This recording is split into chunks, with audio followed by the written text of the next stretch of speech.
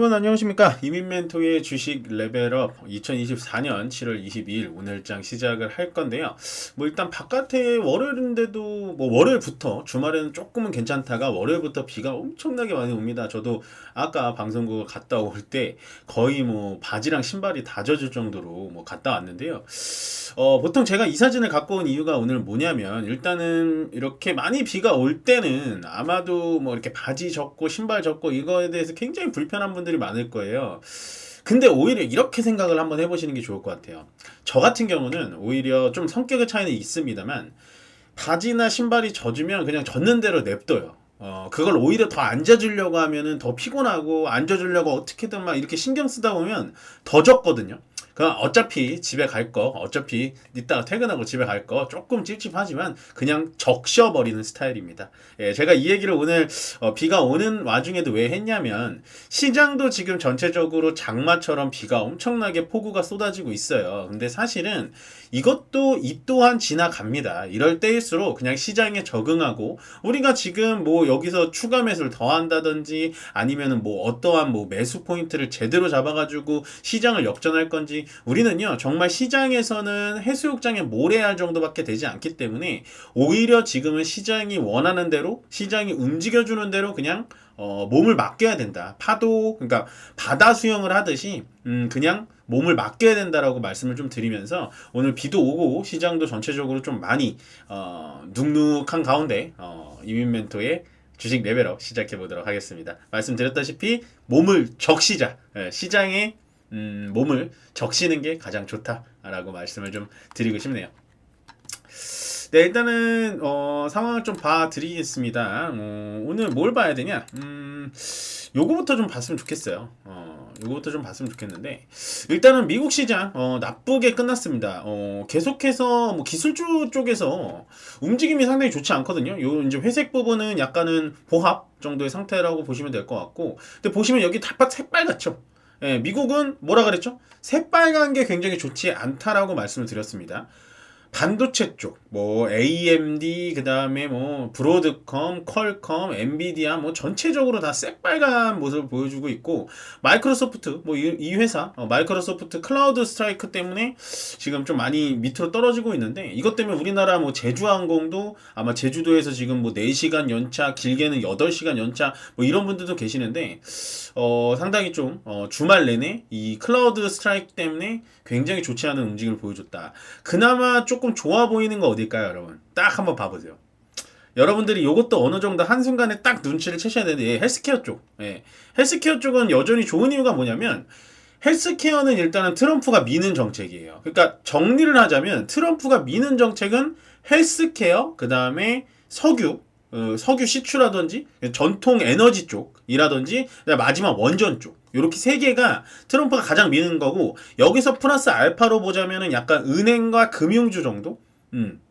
그래서 아마 JP 모건이라든지 뭐 아메리칸 뭐 뱅크라든지 이런 쪽도 나쁘진 않을 것 같고, 일단은 트럼프가 가장 미는 정책은 헬스케어랑 에너지 쪽입니다. 전통 에너지 쪽. 그래서 보시면 이 헬스케어 쪽하고 여기 메디칼 디바이스라고 돼 있거든요. 이런 게 뭐냐면 전체적으로 의료기기 쪽, 이쪽만 지금 초록색을 조금 띄고 나머지는 다 새빨갛다 라고 보시면 될 것 같습니다. 예, 이제 이해 좀 되시죠? 이런 식으로 이해하시면 될 것 같고요.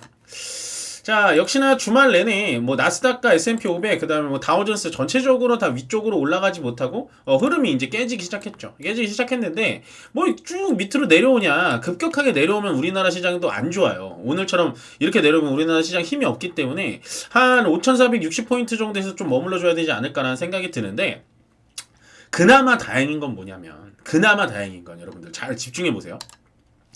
중국도 이렇게 내려와가지고 되게 잘 버티고 있었거든요. 예, 잘 버티고 있다가 오늘 흐름 자체는 1.08% 깨지면서 떨어지고 있고요.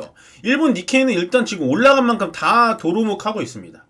예, 이게 뭐 일본 증시로 넘어가야 된다, 뭐 사무라이 세븐, 뭐 사무라이 어쩌고저쩌고 이름 붙여가지고 일본 증시에 대해서 굉장히 막 홍보를 했었는데 결국엔 지금 어떻게 됐죠? 굉장히 안 좋습니다. 일본 증시도 밑으로 거의 꼬꾸라지고 있는 상태.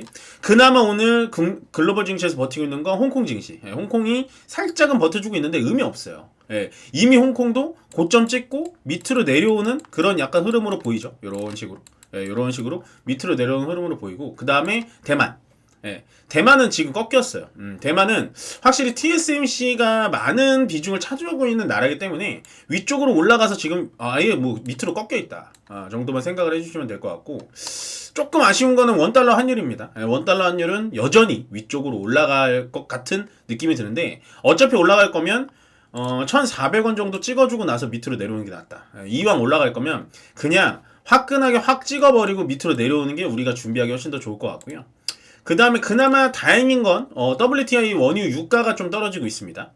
원유 유가가 생각보다 많이 떨어지고 있어요. 이게 왜 떨어졌냐 물어보신다면, 러시아 우크라이나 전쟁 지금 뭐 트럼프가 되면 종결 난다. 그 다음에 이스라엘 하마스는 트럼프가 당선이 되면 종결 날 확률이 거의 80%예요. 그건 맞아요. 왜냐하면 트럼프는 이스라엘 계열 쪽에서 굉장히 친한 우파들이 많기 때문에 아마 이스라엘 그쪽에 대해서 굉장히 컨트롤을 지금은 바이든보다는 좀 잘할 수 있을 거다. 그렇기 때문에 원유 유가는 조금 떨어지는 게 그나마 증시에선 조금은 부담이 덜 되는 상황이다 정도만 생각을 해주시면 될 것 같습니다. 그럼 바로 또 이어서 볼게요. 이어서 보자면, 자, 오늘 이거거든요. 큰 화면으로 보여드릴게요. 오늘 이건데, 일단은 오늘 주목해볼 자사주 취득입니다. 그러니까 내부자 거래가 오늘은 조금 볼만한 게 없어서 자사주 취득으로 갖고 왔는데요. 한미반도체 이따 보여드리겠지만, 한미반도체가 요즘 주가가 엄청 꼬꾸라지고 있죠. 하이닉스를 따라서 꼬꾸라지고 있는데 곽동신 대표가 자사주 매입 500억 했어요. 이렇다라는 건 내가 곽동신 대표라면 나 곽동신 대표는 한미반도체의 주가에 대해서 아직도 싸다라고 인지를 하고 있는 거예요. 그러니까 어떤 걸 믿는지는 모르겠는데, 제가 봤을 때는 하이닉스보단 앞으로 한미반도체가 조금 더 나을 거라고 생각이 드는 게 뭐냐면, 한미반도체가 HBM의 TC 본더 장비를 납품하는 국내 유일, 세계 유일의 장비 회사입니다. 근데 지금 한미반도체가 SK 하이닉스에만 납품을 하거든요. 그렇기 때문에 한미반도체가 SK 하이닉스와 같이 올라갔지만, 이제는 HBM의 또 다른 선두주자라고 할 수는 없고, 2등 주자인 삼성전자가 어쨌든 칩과 칩을 붙이는 TC 본더 장비가 필요하면 한미반도체랑 협업을 할 수밖에 없을 거예요. 그것 때문에 한미반도체는 아마 삼성전자와 SK 하이닉스 양 고객을 잡고 갈 수 있는 자신감을 곽동신 대표가 계속해서 보여주는 것 같아요. 아마 제가 이번에 이제 레벨업을 요거를 약간 리뉴얼하면서 자사주 취득이라든지 내부자 거래라든지 이런 걸 보여드리는데, 원래 한미반도체는 내부자 거래도 굉장히 활발했습니다. 주가가 많이 올라가 있는 상태에서도. 그래서 지금은 주가가 많이 꺾이고 있거든요. 조금 더 꺾여서 자리를 잡아준다면 한미반도체는 제가 봤을 땐 장기적으로 사도 될 것 같아요. 지금은 반도체가 전체적으로 좀 안 좋잖아요. 반도체가 전체적으로 안 좋을 때 여러분들이 현금을 갖고 있다면 반도체 주식에 지금부터 포트를 담아가시는 건 저는 좋은 투자 아이디어다. 나쁜 투자 아이디어 절대 아니다 라고 생각을 하시면 될 것 같습니다. 자, 그 다음에 오늘 잠정 실적입니다. 잠정 실적이고요. 강원랜드가 잠정 실적이 나왔는데, 매출액은 전년 대비 2.1% 올라갔지만 영업이익이 10%나 떨어졌어요. 사실은 강원랜드 같은 기업들이 굉장히 알짜 기업이거든요. 영업이익이 거의 20% 30% 정도 육박했던 그런 회사인데, 영업이익적인 측면에서 좀 떨어진다는 건 상당히 아쉽고, 그래서 강원랜드가 요즘 주가가 안 좋은 거예요.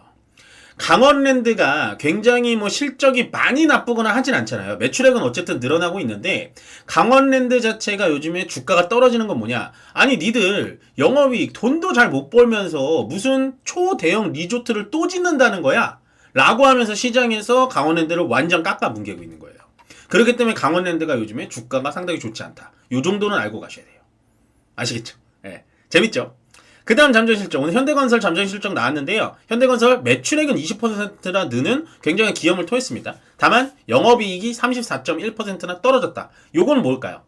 현대건설 그만큼 분양도 많이 안 되고, 그 다음 두 번째 금리가 너무 높기 때문에 아마도 현대건설은 영업이익적인 측면에서 좀 마이너스가 되는 게 있는데, 그래도 매출액이 아까 보여드렸던 강원랜드의 2.1%보다 20% 늘었다라는 건, 현대건설은 지금 굉장히 저점에 와 있는 상태에서 그래도 건설 쪽 좀 들어가 봄직하네? 라고 생각을, 투자 아이디어를 얻어보실 수 있다. 정도만 생각을 해주시면 될 것 같아요. 아시겠죠? 그 정도만 아시면 될 것 같습니다. 그렇게 하시면 될 것 같고요. 자, 그러면은 국내 증시 오늘 특이사항 좀 보여드렸다가 일단 코스피 상황을 좀 보여드릴게요. 코스피는 오늘 흐름을 또 제가 몇 분봉으로 본다 그랬죠? 5분봉. 요 정도 한 3시 반 넘어서는 5분봉으로 보시면 되는데, 장 초반에 굉장히 안 좋았다가 그 흐름을 약간은 회복하는 느낌 보이십니까? 자, 잘 보셔야 돼요. 장 초반에 여기서부터 여기까지 떨어뜨렸다가 거의 중간 정도를 회복. 중간은 조금은 안 되지만 중간 정도를 회복하는 느낌 보시면 될 것 같아요. 요 정도 보시면 될 것 같은데, 요거를 그럼 누가 끌어줬냐? 솔직히 얘기해서 요거를 끌어줬다라는 주체는 지금 잠깐 보자면 제가 봤을 때는 조선 쪽하고 건설기계 쪽하고 그다음 화장품 쪽이 좀 끌어준 거 아닌가라는 생각이 들어요. 왜냐면 아모레퍼시픽이 지금 9%나 이 종목이 갑자기 이렇게 올라가는 게 진짜 대단하다라고 보여지고요. 한국콜마도 한 5%가량 올라가고, 아모레G도 4% 정도 올라가고 있고, 그 다음에 한국조성해양이라든지, 그 다음에 현대인프라코어라든지 요런 종목들, 건설기계, 조선, 화장품 관련된 종목들이 조금 올라가줬고, 그에 반면에 요즘에 맨날 쉬고 있었던 셀트리온이 이 안 좋은 장인데도 불구하고 2.5% 정도 올라가줬다라고 보시면 될 것 같습니다. 그럼 제가 걱정되는 거는 역시나 코스닥인데요. 계속해서 걱정이 돼요, 이거는. 예. 안 좋아요. 자, 보세요. 코스피는 여기서 이렇게 떨어졌다가 이렇게 반등하는 모습을 보여주고 있는데, 코스닥도 어느 정도 반등은 하거든요. 반등은 하는데 반등의 폭이 어떻죠? 아까의 최고점, 최저점과 반등의 폭이 너무 얕아요. 이유는 뭐냐? 코스닥이 지금 못 가는 이유가 뭐냐? 금리가 떨어진다고 해서 좋은 소식 많이 나오고 금리가 어쩌고저쩌고 하는데, 코스닥이 요즘에 조금 안 좋은 이유는 제가 봤을 때 신용 물량이 많습니다. 신용이 거의 20조에 달하거든요, 지금. 예, 신용이 19.8조 정도 되는 것 같아요, 지금. 정확하게는 안 나와 있는데, 19.8조 정도 나와 있는데, 요게 20조 정도 찍으면 굉장히 좀, 이머전시한 상황, 비상사태인 상황으로 보시면 될 것 같다. 라고 보시면 됩니다.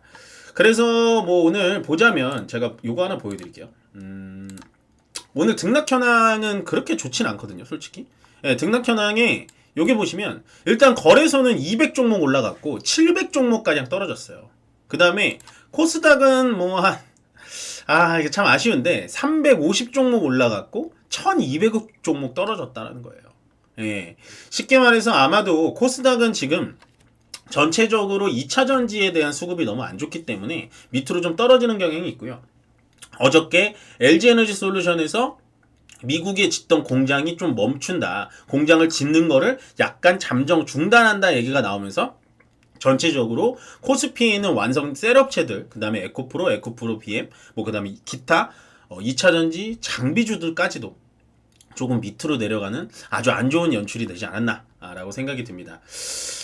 오늘 시장 뭐 나쁩니다. 상당히 좀 좋지는 않은데요. 뭐 이런 시장도 겪어 나가야 돼요. 왜냐면 아까 보여드렸다시피 어쨌든 우리나라만 떨어지는 건 아니에요. 홍콩은 좀 올라가고, 일본, 중국, 그 다음에 대만까지, 대만까지 다 떨어지고 있는 장이기 때문에 이렇게 떨어지는 장에서 우리는 그냥 시장을 보지 않는 것도 방법이다. 예, 제가 아까 초반에 여러분들에게 힘을 복돋아 드리려고 이 사진까지 좀 보여드리면서 말씀을 드렸는데, 장마가 올 때 이민 멘토는 그냥 젖는 대로 그냥 축축한 대로 그냥 꿋꿋이 앞으로 나가듯이, 여러분들도 시장이 현재 여러분들을 너무 힘들게 하고 여러분들을 젖어들게 하더라도 그냥 젖히는 대로, 그 다음에 우리 시장은 언제나 또 우리에게 기회가 올 수 있는 그 날이 오기 때문에 그날만 기다리면서 오늘 하루도 그냥 꿋꿋하게 버티시길 바라면서, 늘 좀 힘든 시장입니다. 한 7월 들어와서 한 2주 정도 지금 계속해서 힘든 시장이 나올 것 같은데요. 이런 시장에서는 아무도 수익 내지 못해요.